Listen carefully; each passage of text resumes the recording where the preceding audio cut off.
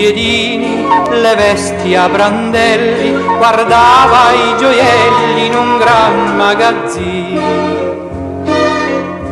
Sparuta tremante quel crudo rigore, quando ecco un signore le dice vicino: un ciondolo d'oro, un ciondolo d'oro è pronto piccina per te, qual giusto compenso di un'ora d'amore, di un'ora d'amore per me.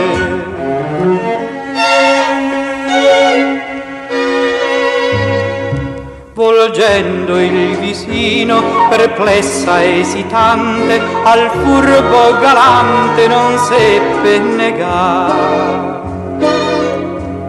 Due passi affrettati, l'antre di un villino, un gaio stanzino, astuzia e umiltà. Un ciondolo d'oro, un ciondolo d'oro è pronto piccina per te, quale giusto compenso di un'ora d'amore, di un'ora d'amore per me.